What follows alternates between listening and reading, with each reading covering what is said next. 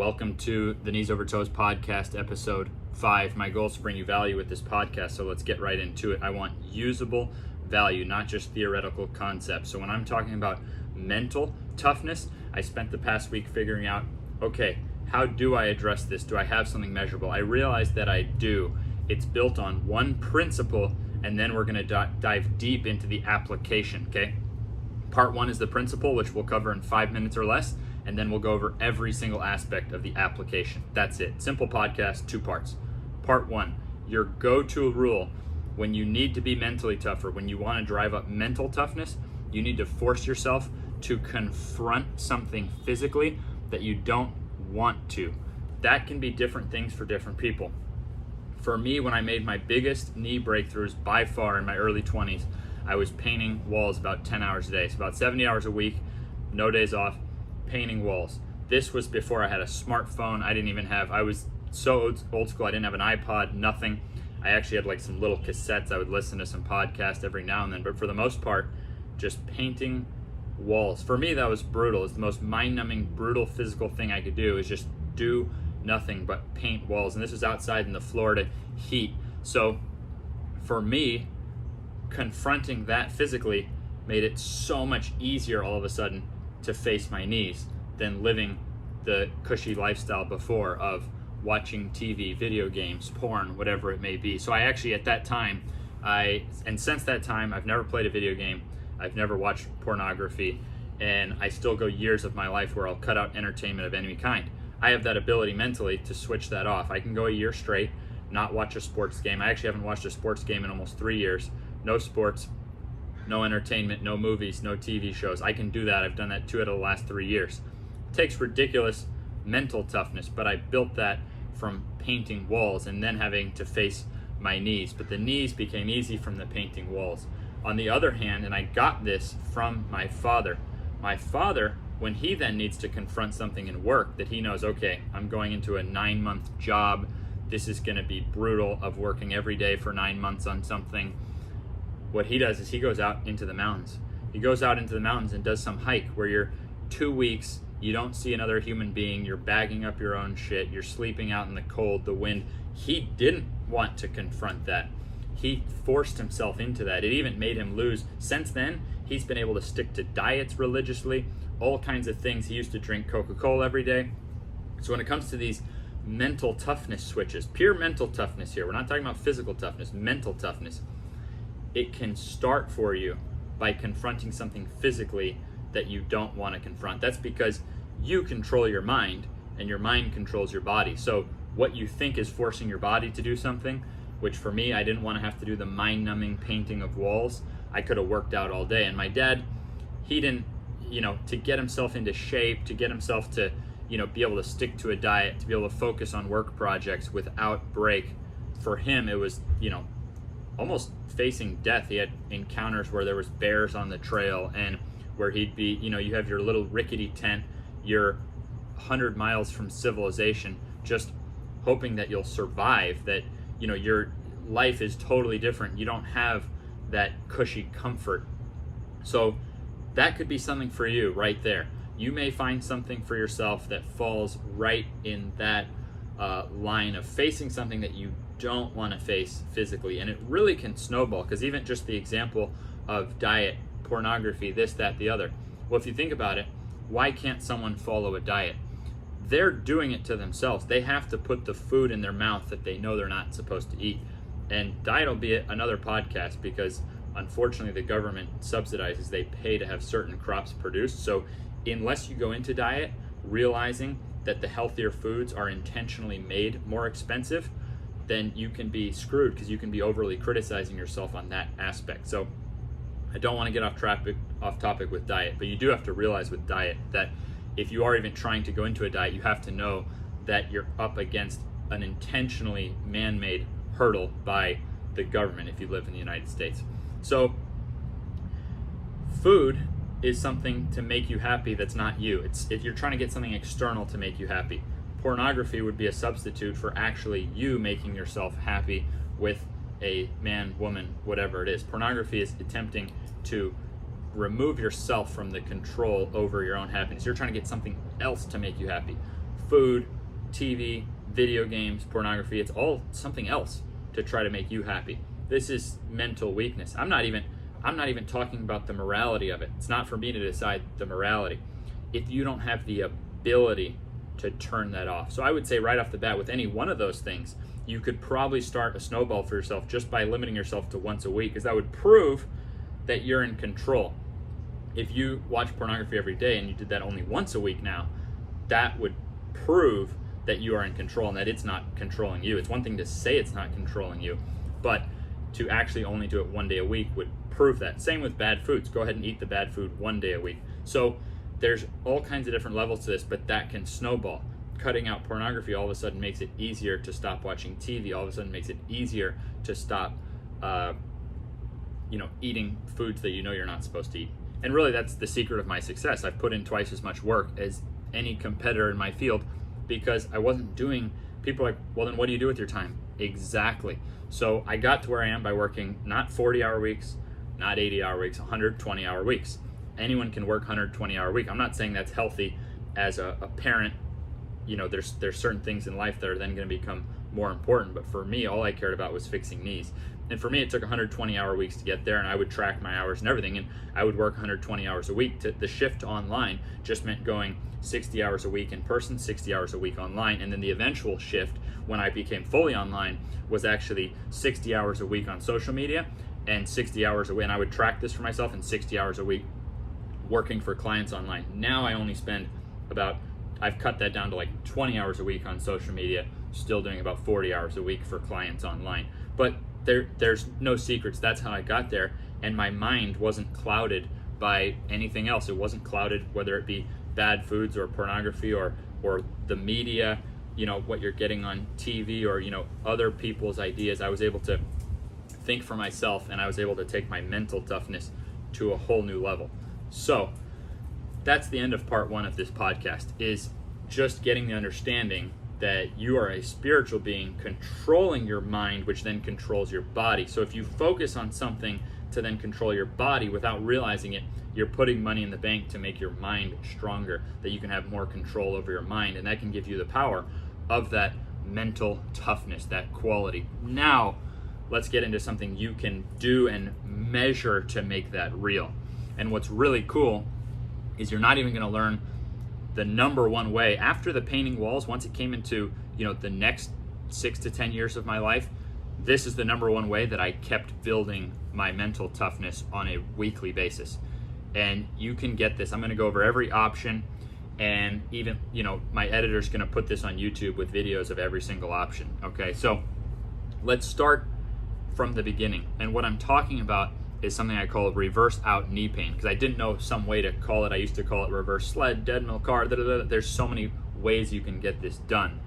But what's happening is you're using a system where, based on physics, you don't really have trauma to the knee joint, but you do strengthen the muscles around your knee. And we're going to break this down step by step. But that's why I call it reverse out knee pain, because I'm actually just talking about going backwards. And this happens to produce more burn than any other exercise. Your growth hormone levels can go up to 9 times normal. If you do it right, you'll probably have a freaking out-of-body experience, because it burns that much. So it forces you to get that mental toughness. And here's every way. We're going to break every single one down and look at how you can actually measure it or not measure it, and what your options are. So at the very base of this is just walking backwards. I didn't really want to get off topic on this, but just since I am on camera right here, just to show you, for those who are watching on YouTube, and any of my clients can see this. You can see it in many posts. Here I'm standing. As soon as I go to step backwards, look at my knee. My knee is over my toe. It's literally that simple. And Chinese elderly have been doing this since ancient times. So they don't even have studies on this. No studies, but how's this for a study? An entire population of people making the elderly walk backwards to prevent knee arthritis, which knee arthritis then leads to where you run out of cartilage and the doctor prescribes you a knee replacement.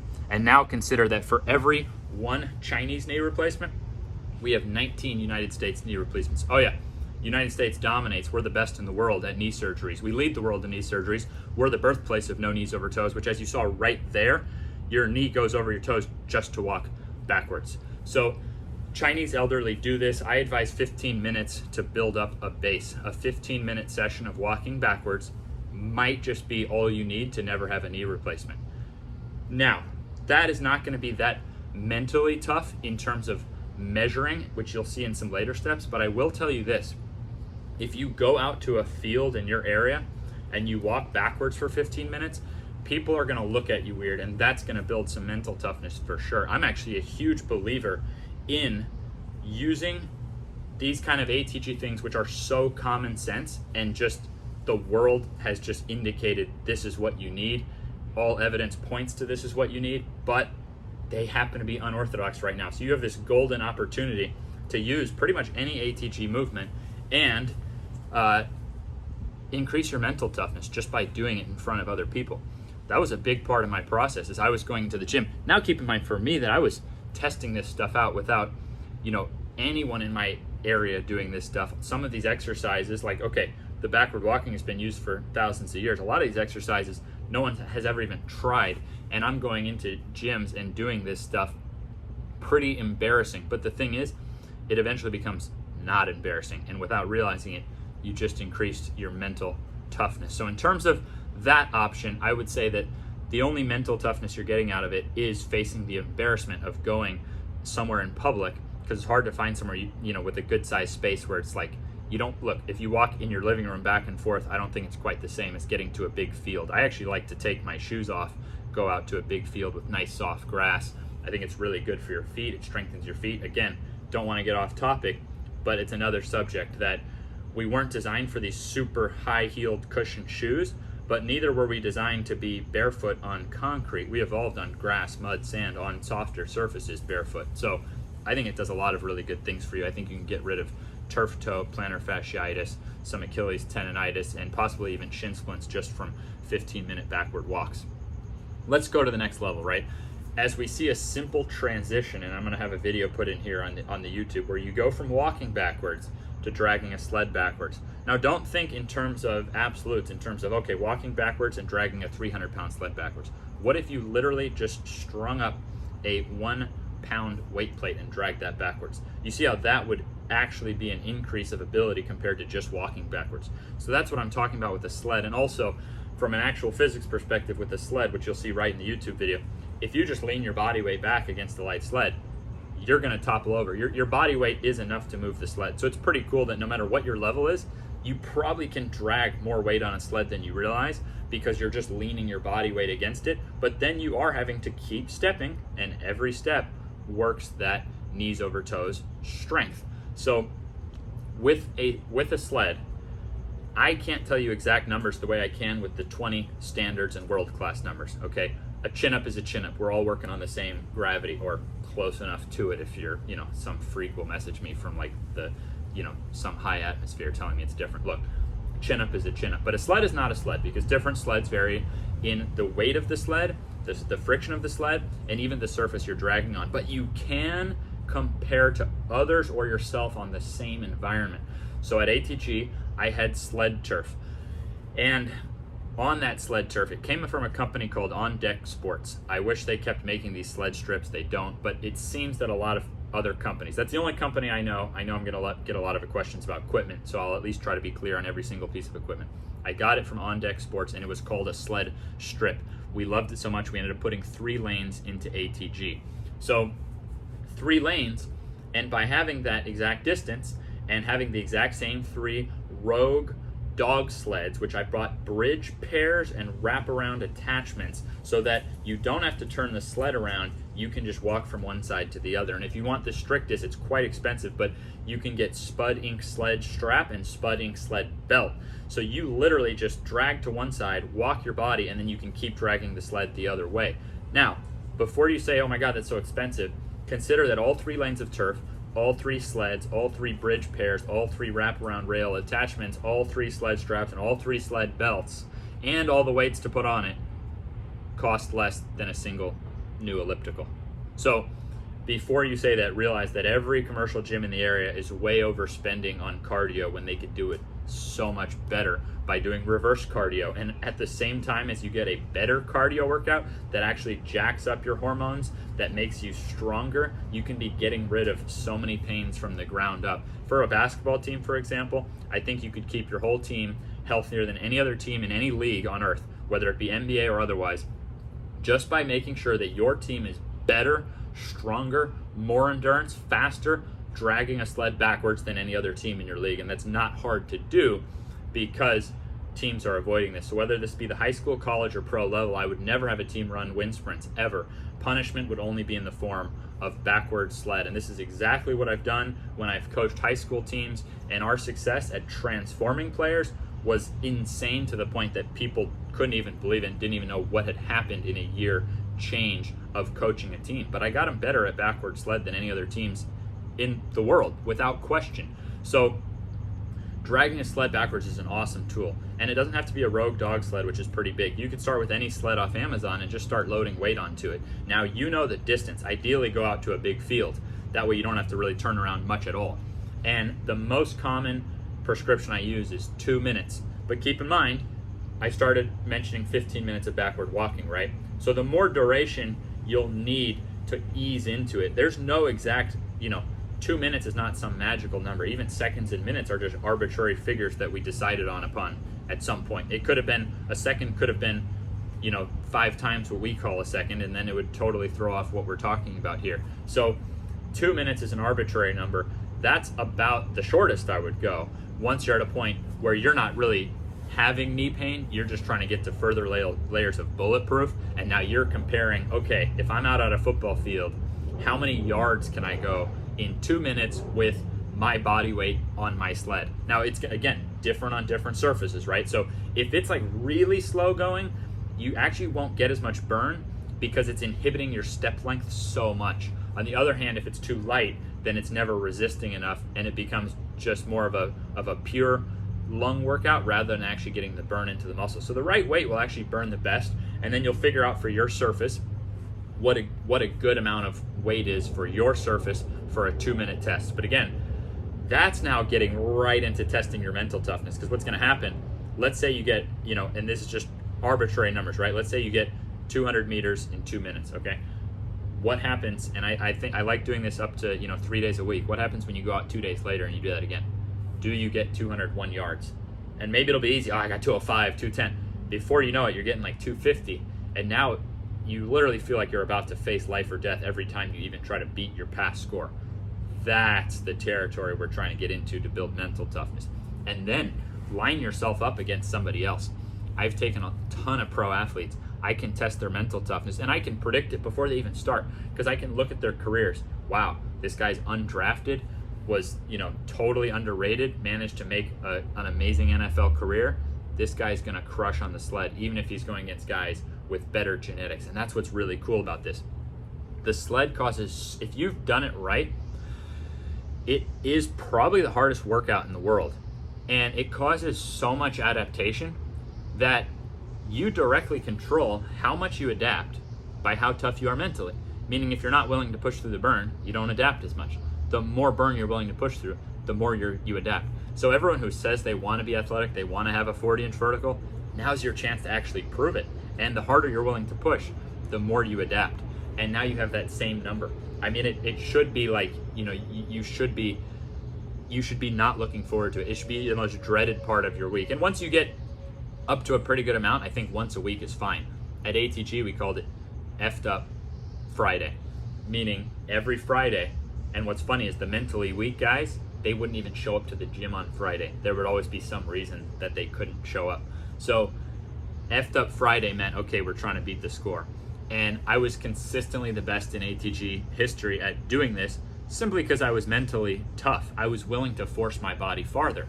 And now look at all the transformation I've gotten athletically. And once you do this right once or twice, you realize, holy crap, has exercise science been missing the boat on this? Because a squat or a deadlift, you don't even use your feet. You can get great at squats and deadlifts and not become better on the playing surface. I got this tip from Charles Poliquin, who was the most successful Olympic trainer in history, who produced 286 Olympic medals. Like, I don't even care what anyone says about the guy. He produced 286 Olympic medals. My truth is results, not opinions. And people would always bash him for being quote unquote unscientific. But according to him, exercise science is always going to be 20, 30 years behind the truth, because that's just how long it takes for something to get verified.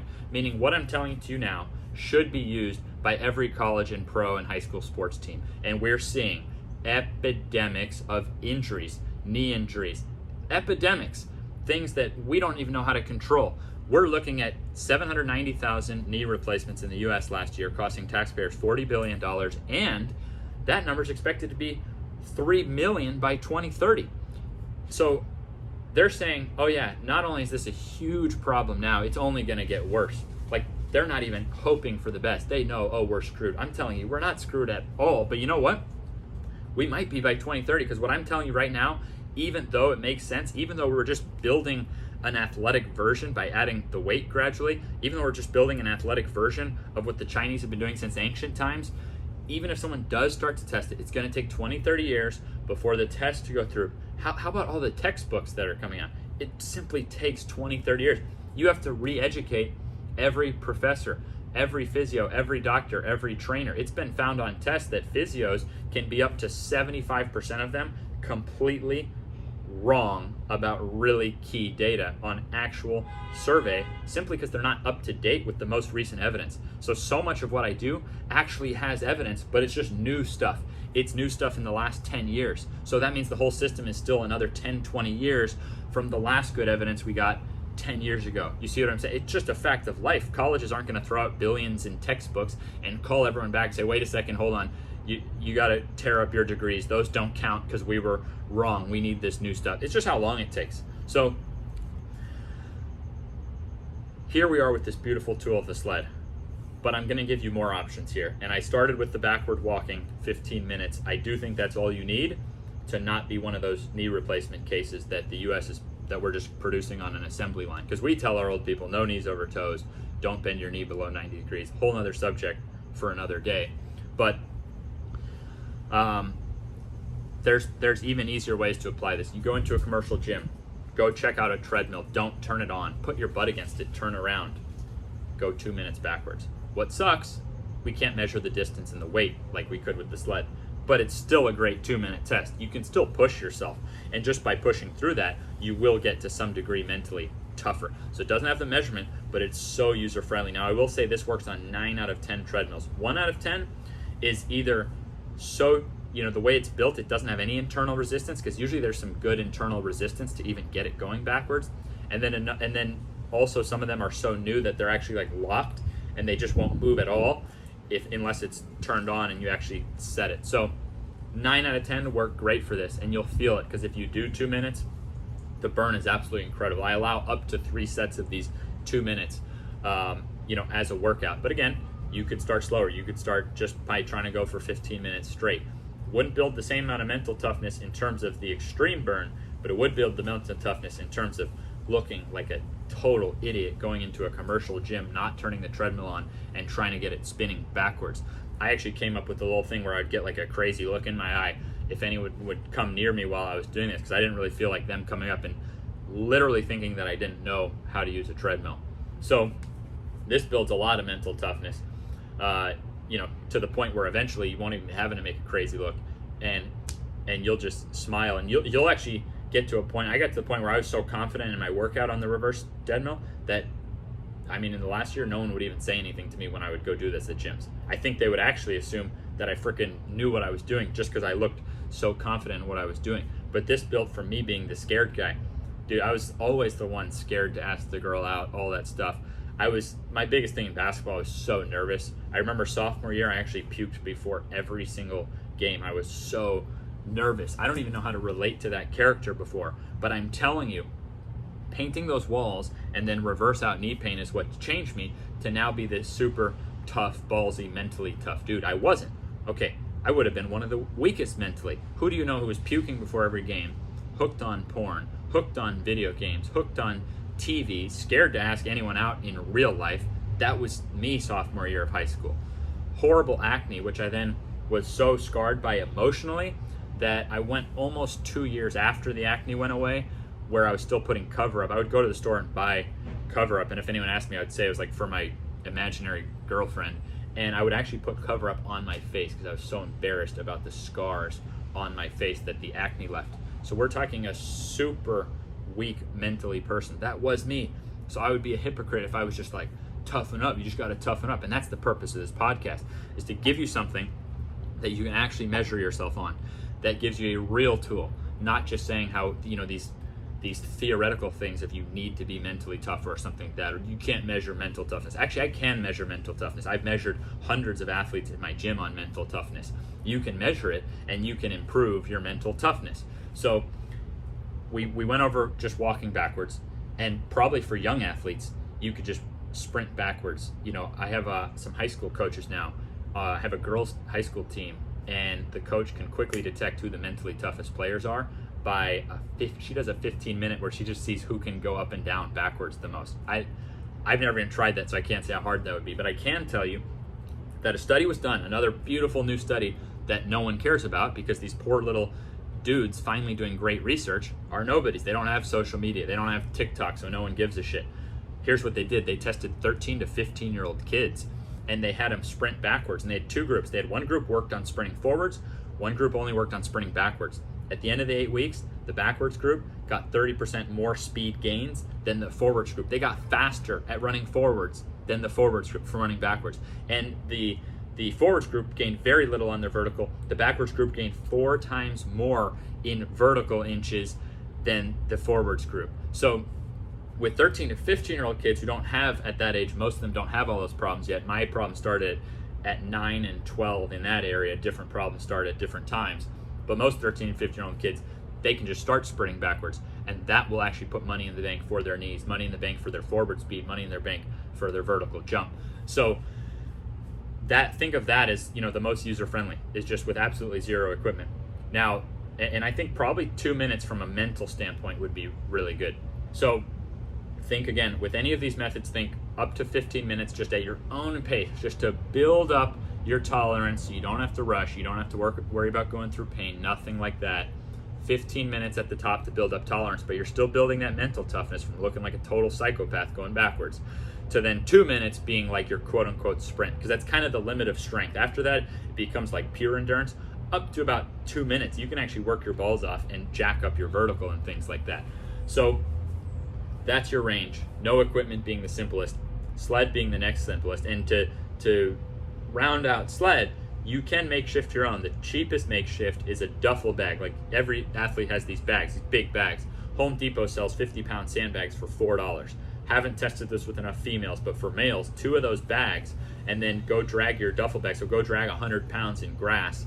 You got a sled. And the cheapest way to make a good thing to drag backwards, I would actually say, is gymnastic rings. You can get them like $20 on Amazon. Plus those provide, that's actually what I use for the upper body zero, which is a bonus part of Knee Ability Zero, my body weight program. So the knee stuff requires no equipment.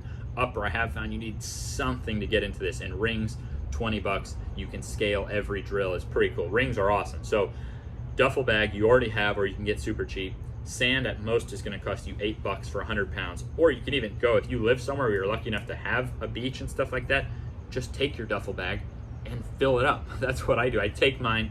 I'm in LA, I take it out to the beach and I fill it up, and I have my gymnastic rings, world's cheapest sled, and I'm telling you, just go for 2 minutes straight. It's absolutely magical. So with the sand would be a little less measurable because the sand could vary, right? From day to day, depending on the beach and the tides and stuff like that. But if you go to the same grass area, it's gonna be a pretty standard measure. So we've covered that in terms of no equipment, in terms of sled, and in terms of deadmill, a treadmill that's not turned on. Okay, there's still a few more here. My personal favorite, for whatever reason, is car. Something about it is so fun. And again, I've had so many cops and people come over like, oh my God, sir, are you okay? Do you need help? So you're gonna be embarrassed when you have your butt against the back of your car and you're literally trying to get into a sprint going backwards. You need a flat surface. If it's going up this way, you could risk the car coming back on you. If it's going down the other way, the car could get faster. And let me be very clear, you have someone in the car. I'm crazy. I've actually used those gymnastic rings to loop them through the front seat. So I've personally had no partner if I was in a big space, and I would go backwards, and I have the gymnastic ring, and I would tie it at the end. So I'd go backwards, and then it would get building up pretty fast, and then I'd have to grab it and decelerate the car before it like slammed into some building, and then I would pull it backwards with the straps, and then I could just repeat like that. But with a person, you can be in a parking lot, they can swivel to the other side. High school parking lots are great, like on weekends. They're usually big and no one's there. Things like that. I've been kicked out of a lot of malls and, freaking a-hole, mall cops. But, so I love car, but it's got to be in neutral. You got to have a driver to be safe, and it's got to be a flat surface. And it is go 2 minutes. I promise you. It might be literally the best knee and long-term athleticism workout you've ever had in your entire life. And I linked into the YouTube video here. I sent my editor video of me putting a video guy onto it who had never done it, who told me that he has knee pain, and he was able to get a 10 out of 10 burn. I think he lasted like 30 seconds or something. No offense. But car is absolutely awesome. Then there's hill, which is a little trickier. Hill is going to be in terms of reps, unless you have some giant hill, because you're going to get to the top, and I don't want you rushing down. Rushing down a hill would be avoiding the tension on the very muscles you want. But actually, by going slow down a hill, you can then put even more money in the bank towards bulletproof knees. The way this works, I find, is with a group. And let's say you do 20 reps of about 20 yards, something like that. Because I think you need at least like a quarter mile to really get your juices flowing. Let's say you do 20 reps of 20 yards, and you have everyone on the first 10 reps just going together, like stay in pace, nice controlled pace. Up the hill, slow down, which you can see right in this video. Up the hill, slow down. Then the last 10, start to have guys race.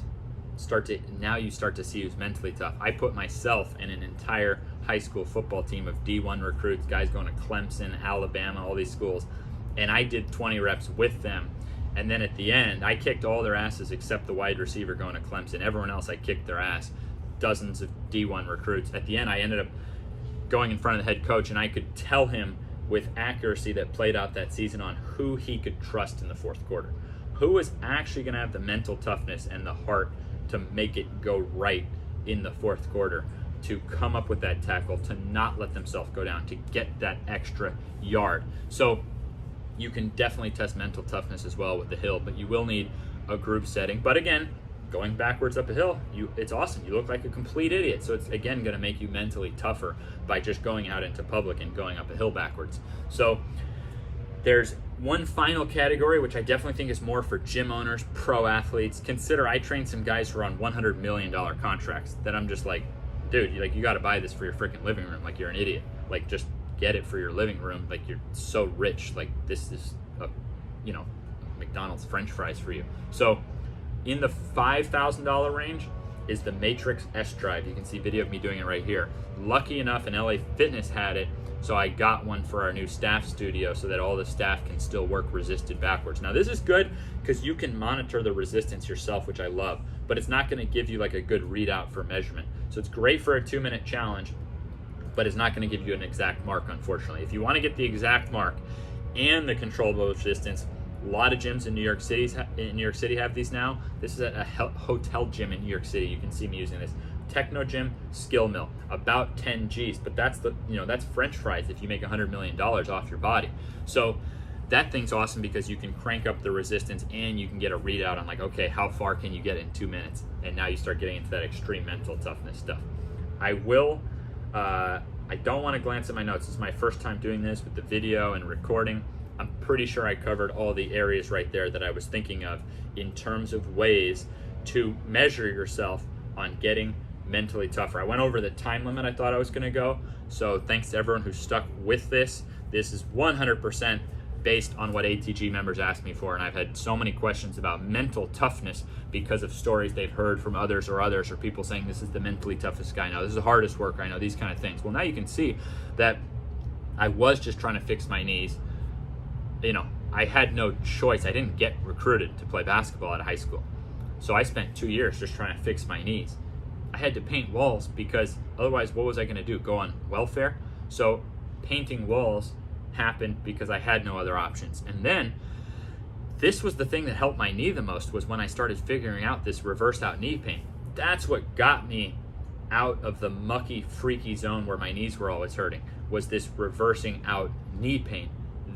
So this is the foundation that then got me to more measurable exercises that now make me bulletproof. So I've never gone back in, never retweaked or these kind of things, thanks to more measurable, tougher exercises. But this is what got me out of the muck. So again, I was just trying to fix my knees because I wanted to play basketball. I didn't know it would burn so bad to try to fix my knees on this reverse out knee pain. But it does, and fortunately it does. And as the years went on, again, just trying to get better and better knees, I didn't realize I had made myself so mentally tough. So then when I did want to, put my mind to something and just do it, it was much easier. So don't want to seem like a hypocrite. And if I told you I was just this mentally tough dude, naturally I'd be doing you disservice and I'd be trying to make myself look cool when I've been just as mentally untough, if not more, than the average person. And due to these various life circumstances that I just, I really just loved basketball so much. And that's the last point I'll give you, is that when I talked to my dad and other successful males, almost everyone said this, some version of this exact same thing, which is only when they started confronting something physically that they didn't want to, then they became mentally tough. But the real mentally toughest person I know is my mom. She does customer service for my business. She works 7 days a week. I actually have to pay and pry her to take a vacation. She just won't do it. If you know her, she's absolutely the most insanely mentally tough person that I've ever seen. Absolutely nuts. Morning to night, she doesn't take breaks. It's absolutely ridiculous how hard she works. But I'm going to tell you this. She actually said that had nothing to do with it for her. So maybe there's something male, female, maybe it's a combination here. She just said she loves helping people so much, and that's how she's always been. She's always had some job where her job was to help people. She just has that motherly quality. She loves helping so much. So to her, it's just the love factor. And I've been over this on some other things, that maybe there is no discipline, maybe there's just love. But without question, love would only be the impulse, and then would actually be the confronting of things you don't want to confront. Maybe she's so mentally tough because she's working a customer service job over 100 hours a week. That'll make you pretty mentally tough because it's not glamorous, right? So she's built up over the years just insane mental toughness as well from just, doing, these difficult physical and mental tasks. But that was the impulse, okay? The impulse for me was that I love basketball, and it was taken away from me. So that is what led me then to simply not giving up. I didn't really have a plan B. And so when I finished high school and recruited, I didn't have a plan B. So it was like, I have to figure out how to bulletproof my knees, and decided, I could die happy if I can just figure out how to play basketball. I wouldn't even care. At the time, I was like, I don't even care if I go to prison. If I could go, and now anyways, in my mind, if I could just play basketball without my knees hurting, then I would have been happy the rest of my life. That was my mindset at the time. I didn't care about anything else if I could just play basketball without my knees hurting. And sure enough, I can tell you that every billionaire in the world, I would turn down every Maserati and every mansion, every private jet for my ability to dunk. No one could ever take the joy away from me that I've felt by overcoming my knees and by being able to play without my knees hurting. So I do think that you not being held back by pain is a priceless joy, that I think that could motivate you, the desire to not be in pain, because there's no amount, if I just ask you to be in pain, it becomes a thing where you would give up anything you own to not be in pain, to just constantly be in pain. And if you are at a point where you're like, nah, I would do it for my family or whatever, well, there you go. People driven for their family are some of the most motivated people I've ever seen. So you can use that as motivation. My motivation, why I don't screw around with my own system and I just keep putting further layers of bulletproofing, I follow my own system stricter than anyone else, is because I want to be there. I want to be able to dunk when Onyx is 18, So for me, the family motivation now has taken right over where the playing basketball without pain motivation took over. So I think it's a great motivation for any parents out there, is to be there longer and stronger for your kids. And now the dark statistics that are coming for people who lose their knee over toe strength is 19 knee replacements for every one of people who don't, not to mention much bigger population size in China. I'm going to shut up. I'm going to let you go. I'm going to let you apply this data. Tag me. Let's make it popular. This is the kind of stuff that LeBron James needs to know about, that he needs to talk about, so that these epidemics of youth sports injuries, pro sports injuries, And elderly injuries and surgeries are happening and totally can be fixed, and we have precedent of how they have been fixed for thousands of years. So thank you for listening. Love everyone in ATG fam, and let's have a great week. Keep me posted. Let's change the world.